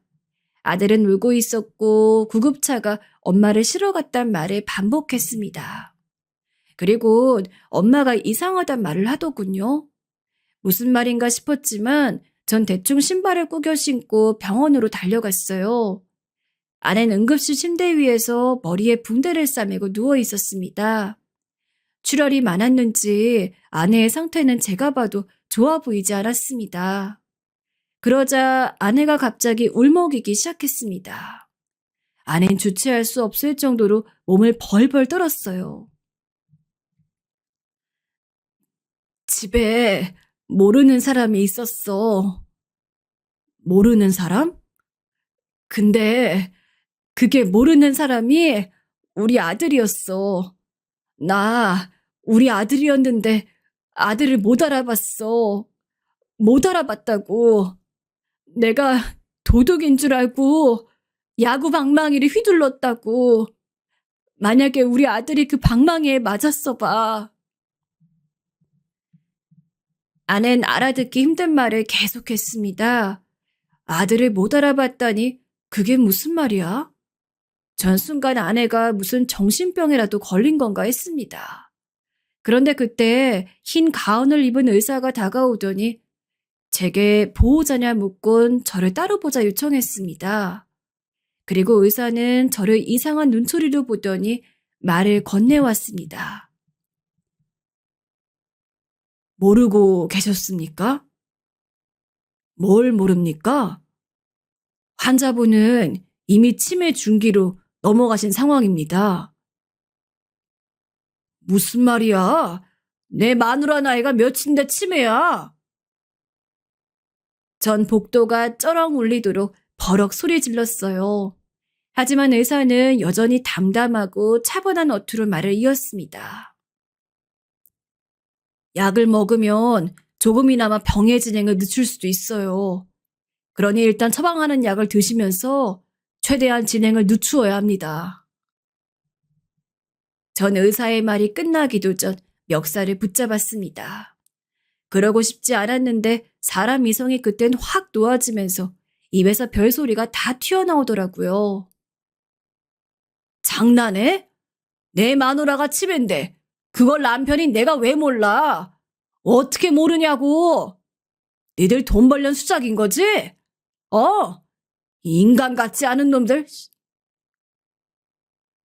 그러나 전 그렇게 말은 세게 했으면서도 아내가 울며불며 했던 말이 잊혀지지 않았습니다. 아들의 얼굴을 알아보지 못했다는 말. 그 말이 자꾸 목구멍에 가시처럼 걸렸습니다. 제 목소리에 병원 복도로 오가던 환자들과 간호사들의 시선이 순간 제게로 멈췄고 몇몇 간호사들이 다가와 저를 말렸습니다. 아내분 같은 경우는 치매를 유발하는 유전자에 고혈압도 가지고 있어 진행이 빨리 된 것으로 보입니다. 흔하진 않지만 이런 경우는 충분히 있습니다. 이런 말 같지 않은? 그만두게. 그때 멀리서 의사의 말을 듣고 있었던 장모님이 굳은 얼굴로 제게 다가왔습니다. 장모님이 제게로 걸어오는 소린 무서울 정도로 고요했습니다. 전 장모님을 보는 순간 의사의 멱살을 잡던 손을 풀었습니다. 장모님은 아내의 증상이 치매가 맞다고 했고 자신도 이상하게 생각하고 있었다고 말했습니다. 저번에 내가 김장하러 부른 거 기억나나? 그때 딸애가 집에 와서 나랑 같이 재료를 손질했는데 갑자기 나한테 물었네. 어떻게 김장하는 거냐고. 기억이 나지 않는다고. 수십 번 수백 번 한 김장인데 묻더라니까. 처음엔 나도 별거 아니라 생각했네. 근데 이런 비슷한 일이 이미 여러 번이었어. 제 아빠 기일 날짜 까먹지 않는 애인데 그것도 모르겠다며 나한테 묻고 어느 날은 우리 집 오는 길을 모르겠다며 전화를 하고 그때 알았어야 하는데 상상도 못했어. 상상도. 장모님은 그야말로 오열을 하며 목을 놓아 우셨고 전 그것을 바라보며 침통한 얼굴이 되었습니다. 순간 가슴속에서부터 깊은 한숨이 흘러나왔습니다. 추락하고 싶지 않았던 현실에 그야말로 나동그러진 기분이었습니다. 장모님은 그대로 복도에 주저앉아 흐느끼기 시작했어요. 전 그런 장모님의 흐느낌을 들으며 그대로 장모님을 복도에 두고 병원 밖으로 빠져나와 늙고 병든 나무 아래에 섰습니다. 내 아내가 치매라니, 치매였다니, 그것도 모르고 나는 대체 뭘 한 거지? 제가 혐오스러웠고 증오스러웠습니다. 정말 쓰레기처럼 느껴졌습니다. 술만 먹는 저를 만나 지질이 고생만 하다 그런 병을 떠안은 것 같았어요. 저는 그 나무 아래에서 엄마를 잃은 어린아이처럼 엉엉 목 놓아 울고 말았습니다. 아내에 대한 죄책감과 지난날에 대한 후회로 가슴이 타들어갈 듯 아파왔습니다. 그리고 장모님의 부축을 받으며 나오는 아내를 본 순간 저는 결심했어요. 치매 걸린 아내의 남편이 되겠다고. 아내의 생전 소원대로 병이 심해지기 전까진 요양원이 아닌 집에서 아이들과 시간을 보낼 수 있도록 도와주겠다고요. 하지만 저는 아내의 병수발에 든 지 얼마 되지 않아 그게 얼마나 뼈아프게 고통스러운 일인지 몸소 철저히 깨달았습니다. 이 바람핀 자식아, 너 같은 놈은 죽어야 해. 죽으라고. 날 두고 그년이랑 있으니까 좋아? 좋냐고. 넌 자식도 버린 새끼야. 그 와중에 아내는 제가 바람핀 걸 기억했나 보더라고요. 얼마나 수치스럽고 비참했는지 아낸 신발 주걱으로 저를 때리고 만신창이가 될 때까지 저 패고 나서야 멈추었습니다. 장모님은 아내를 껴안으며 왜 이러냐 엉엉 울고 아이들도 어쩔 줄 몰라 모두 울음을 터뜨렸습니다. 하지만 그런가 하면 어느 날인가 아는 갑자기 옛날 처녀였을 것처럼 립스틱을 붉게 칠한 모습으로 제 앞에 서더니 자연스레 팔짱을 꼈습니다. 민기 씨, 우리 오늘은 뭐 먹으러 갈까? 민기 씨란 호칭은 아내가 젊었을 적 저와 결혼하기 전 저를 불렀던 호칭이었습니다. 우리 오늘 꽃놀이 가자. 약속했잖아. 저번에 나 데려가 주기로. 김밥도 같이 싸기로 했잖아. 뭐야, 그 반응? 설마 잊은 거야? 아, 어. 저는 결국 장모님이 이미 차린 밥을 치우고 아내가 하자는 대로 김밥들을 사가지고 와선 김밥을 만들었어요. 아낸 정말 내일의 소풍이 기대되는지 제잘거리기 시작했습니다. 전 그런 아내를 보며 아내가 처녀였을 적엔 이렇게 말이 많았던 사람이었다는 게 생각이 나 가슴이 미어졌습니다. 아낸 소풍을 가서 어린아이처럼 마음껏 뛰어놀며 자유롭게 공기를 느끼고 저에게 스킨십까지 퍼부으며 신나게 놀았습니다. 그런데 아내가 문득 이러더군요. 민기 씨, 근데 왜 이리 늙은 거냐고. 갑자기 흰머린 또 뭐냐고요. 전 딱히 할 말이 없어 그저 아내를 안아주었습니다. 그렇게 아내와 시간을 보내고 집에 돌아왔는데 아내가 갑자기 장모님과 아이들을 보다 이런 말을 했어요. 아내가 내뱉은 말은 집안의 공기를 완전히 얼어붙게 했어요. 민기 씨, 근데 저 사람 누구야? 아내가 말한 사람은 큰아들이었습니다. 또다시 아들을 알아보지 못한 것이었습니다. 가슴이 철렁했어요. 엄마, 아들이 처음으로 제 손을 붙잡았어요. 전 조용히 식탁에서 일어나 아들을 베란다로 데려갔습니다. 아들은 제 앞에서 눈물을 보였어요. 아들은 잔뜩 상처받아 있었고 이 상황을 감당하지 못하고 있었습니다. 전 아들의 손을 부여잡았습니다. 엄마는 아픈 거니까 우리가 조금만 이해해주자. 우리가 이해해주자. 전 아들에게 그렇게 속삭이며 제 자신을 위로하듯 아들의 마음을 달랬습니다. 그리고 다쳤을 아들의 마음을 쓰다듬듯 아들을 꼭 껴안았어요. 아들은 제 품에서 한참을 울었습니다. 전 그날 처음으로 아내를 여기 집에 두는 게 맞을지 고민했습니다. 아들이 이런 아내의 모습을 보는 게 괜찮을지 걱정도 되었습니다. 하지만 아이들은 제 생각보다 강인했습니다. 제게 먼저 엄마가 조금이라도 정신이 있을 때까지 엄마와 함께하고 싶다고 말했습니다. 하지만 그날 밤 아는 아이들과 반대로 나약해져 있었습니다. 잠깐 정신이 들어 저를 붙잡은 것이었어요. 아내는 두 무릎을 세워 끌어안고 세상에서 가장 힘없는 목소리로 말했습니다. 나 무서워. 뭐가? 전 짐짓 아무것도 모르는 척 대꾸했습니다. 하지만 나는 정신이 잠시 돌아와 있었습니다. 이대로 계속 애들 얼굴도 못 알아보면 어떡해? 내가 내 배로 낳은 새끼를 못 알아보면 어떡해? 아내의 시선이 제게로 향했고 전 세상이 절망과 공포로 무너져 내린 아내의 눈앞에서 아무런 말하지 못했어요. 우리 둘 사이에 숨이 멈춘 것 같은 침묵이 흘렀습니다. 저는 목 뒤로 겨우 눈물을 삼키고 아내의 두 손을 아주 꽉 붙잡았습니다. 괜찮아. 우리가 당신 알아보면 되지. 나 너무 무서워. 나 왜, 나한테 왜 이런 일이 생긴 거야? 그냥 열심히 살았는데, 그저 열심히 산 죄밖에 없는데. 아낸 그제야 제품에서 꺼이꺼이 울음을 토해내었습니다. 전 아내의 머리를 제품에 가두곤 몇 번이고 아내의 등을 쓸어주었어요.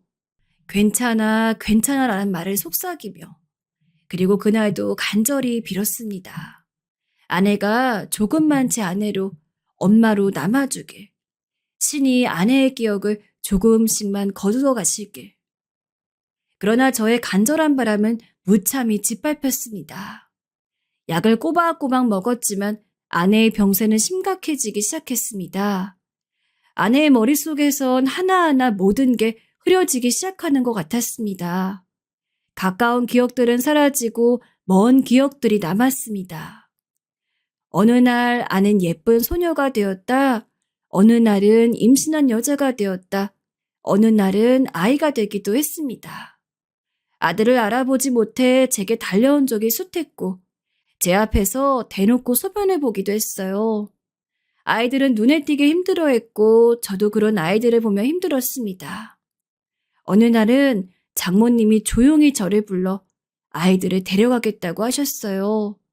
그러면서 요양원 얘기를 꺼내셨어요.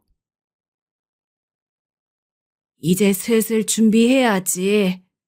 아이들도 곧 내일이면 대학 들어가야 하는데 그 돈은 어쩔 텐가? 이제 자네도 다시 돈 벌고 애들도 살아야지. 그게 내 딸이 바라는 걸 거야.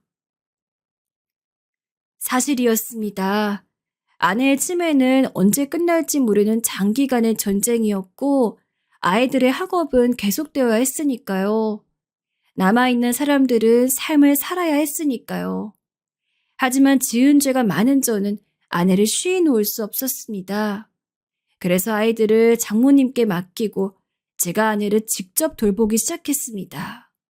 아이들이 없으니 허전하긴 했지만 그래도 마음만은 편안했습니다. 그러던 어느 날 기어이 우려하던 일이 일어나고 말았어요. 아내가 제게 요리를 해주겠다고 한 거예요. 처음엔 안 된다고 했지만 아내는 눈물까지 흘리며 고집을 부렸어요. 나 한 번만 요리하게 해줘. 아내의 눈물에 어쩔 수 없이 제 보호 아래 요리를 하도록 일단은 내버려 두었어요.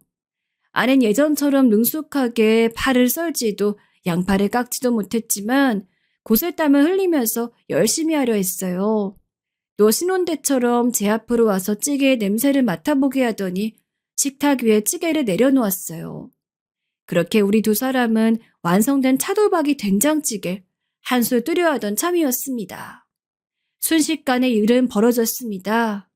갑자기 주걱이 제 입으로 날아들어온 것입니다. 아내가 저를 주걱으로 때리며 고함을 지르기 시작했어요. 당신 아주 나쁜 사람이야. 나쁜 사람이야. 나쁘다고. 죽어. 진정해.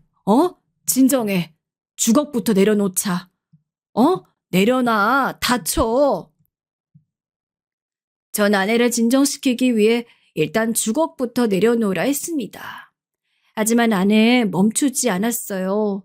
계속해서 주걱을 휘두르며 저에 대한 증오를 온몸으로 뿜어냈습니다. 너 돈도 안 벌었어. 너는 날 죽이려 했어. 넌 우리 가족 모두를 죽이려 했어. 아내의 말은 그녀가 휘두르던 주걱보다 더 날카로이 제 가슴을 후벼 팠습니다. 전 놀라서 순간 방어 자세를 내려놓았고 그 한순간 방심한 사이 아내의 주걱이 제 얼굴로 성큼 다가왔어요. 전 다급히 맨손으로 아내가 휘두르는 주걱을 잡으려다 중심을 잃고 뒤로 꼬꾸라졌습니다. 그리고 뒤에 있는 가스레인지에 머리를 세게 부딪혔습니다. 눈앞이 핑그르르 돌고 뒤통수에서 뜨끈함이 느껴졌습니다. 그래, 다 내 잘못이야. 다 내 잘못이니 그만해. 전 아내를 껴안으며 애걸했어요. 아내는 제 품속에서도 한참을 발버둥 쳤습니다. 그러면서 제게 온갖 욕설을 퍼부었습니다. 쓰레기, 재활용도 불가능한 놈, 구제불능, 암덩어리. 그 욕설들이 비수로 날아들어와 제 상처를 헤집고 또 헤집었지만 전 아내를 놓지 않고 버텨냈습니다. 그러다 아내 역시 몸싸움에 기력이 나가버렸는지 어느 순간 제 품에서 풀썩 쓰러졌습니다. 그날 밤 전 아내가 제게 했던 말들을 생각하며 멍하니 침대에 앉아 있었습니다. 아내가 그간 제게 느껴왔던 분노와 증오심이 새긴 멍들이 쉽사리 사라지지 않았습니다. 그때 문이 빼꼼 열리더니 틈 사이로 아내의 얼굴이 보였습니다. 아낸 베개를 끌어안곤 말똥말똥한 두 눈으로 잠이 오지 않는다 말했습니다. 자장가를 불러달라는 이야기였어요. 전 그런 아내에게 알았다며 아내를 재우기 위해 일어섰습니다. 그런데 아내가 헛하며 숨을 들이키더니 제 상처를 보고 물었어요. 왜 그래요? 기억을 하지 못하는 것이었어요. 실수로 넘어졌어. 정말요? 아낸 제 곁으로 다가와서 제 머리를 이리저리 만지작거리며 슬픈 목소리로 아프겠다고 중얼거렸습니다. 그러더니 후다닥 방 밖으로 달려나가 구급상자를 가져왔습니다. 그리곤 바닥에 앉아 제 머리 위 상처에 살살 연고를 바르기 시작했습니다. 저는 저의 시야에 맞춰 앉아 정성스레 제 상처를 치료해주는 아내를 지그시 바라보았습니다. 외모는 같았지만 아내는 더 이상 예전의 아내가 아니었습니다. 자신을 완전히 잃어가고 있었습니다. 그리고 저는 때가 되었음을 깨달았습니다. 아내가 이젠 제 곁을 떠나서 보다 전문적인 곳에서 치료를 받아야 한다는 것을요. 그때 아내가 저를 보더니 물었습니다. 왜 울어요? 아내 앞에선 울지 않으려 했는데 저도 모르게 눈물이 나왔던 모양이었습니다. 제가 당황하여 재빠르게 눈물을 닦아내려 하자 아내는 제 손을 붙잡곤 조심스레 제 볼 위로 흘러내린 눈물들을 닦아주었습니다. 그리곤 연민 어린 눈길로 저를 바라보며 속삭였어요. 울지 마요. 마음 아파. 슬픈 게 아니라 그냥 기뻐서 우는 거야. 뭐가 기쁜데요? 당신이 지금 날 치료해 주잖아. 아. 그러더니 아내는 처녀 시절 제게 보여주었던 웃음 그대로 맑게 웃었습니다. 저는 그 웃음의 흔적을 쫓듯 따라 웃음을 지었습니다. 다음날 요양원으로 입소하기 전 아이들을 만났고 아이들에게 상황을 차근차근 설명해 주었어요. 그리고 다시 집으로 돌아와 장모님과 함께 시간을 보내던 아내를 태우고 드라이브에 나섰습니다. 오늘 다행히 아낸 저를 만나던 처녀 시절의 예쁜 여인이었습니다. 아낸 바람을 따라 손을 휘휘 저으며 연신 웃음을 멈추지 않았습니다. 그런데 우리 어디 가요? 좋은 데 놀러 가. 정말? 좋은 곳이란 말에 아내의 목소리가 어린아이처럼 한층 더 들떴습니다. 잠시 후 제가 아내를 태우고 간 것은 아내를 처음 만났던 장소였습니다. 벚꽃이 피는 4월. 흐드러지게 핀 벚꽃나무들이 가득 자리한 조용한 호숫가였어요. 이곳을 찾아내는 데는 시간이 오래 걸리긴 했지만 다행히 이 호숫가는 그때 이후로 시간이 멈춘 것처럼 여전히 고즈넉한 아름다움을 간직하고 있었습니다. 우와, 아내의 입이 자그맣게 벌어졌습니다. 아낸 역시 이 장소를 기억하지 못했습니다. 하지만 아내의 반응은 그때와 같았어요. 물속에 꼭 별이 있는 것 같아요. 저는 그 시절의 아내를 떠올리며 조심스레 아내의 손을 잡았습니다. 그러자 아내가 몸을 살짝 떨었습니다. 그녀의 볼이 붉어졌고 제가 먼저 말을 건넸습니다. 고마워요. 함께 있어줘서. 내 말에 아내는 저를 그윽한 눈동자로 돌아봤어요. 그리고 한참 동안이나 저를 쳐다보았습니다. 마치 제 눈 속에서 무언가를 찾아내려는 사람처럼요. 이윽고 아내의 눈에서 반짝이는 눈물이 툭툭 서슴없이 흘러내렸어요. 아내는 저를 덥석 끌어안았습니다. 미안해, 여보. 정신이 돌아왔어? 미안해. 당신 고생만 시켜서 너무 미안해. 나 왜 버리지 않고 계속 옆에 있었어? 왜 그리 고생했어? 아니야. 하나도 고생하지 않았어. 나도 애들도 당신이랑 더 함께 있고 싶었어. 여보, 당신한테 말할 게 있어. 들어줘.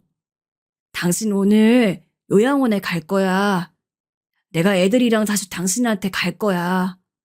그러니까 나 기다리고 있어. 알겠지?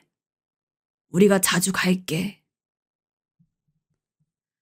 아낸 다시 한번 세차게 고개를 끄덕였습니다.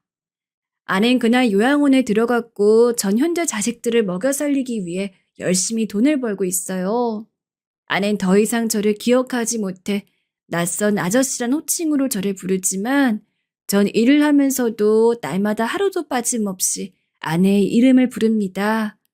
그리고 사랑한다고, 정말 사랑한다고, 앞으로도 그럴 거라고 말하곤 합니다. 또 마음이 간절해지는 어느 날은 신에게도 빌어봅니다. 아내가 아주 가끔은 우리 가족을 기억할 수 있게 해달라고, 아내를 천천히 거두어 달라고요. 혹시나 이 사연을 들으시는 여러분도 저희 가족을 위해 기도해 주시면 감사하겠습니다.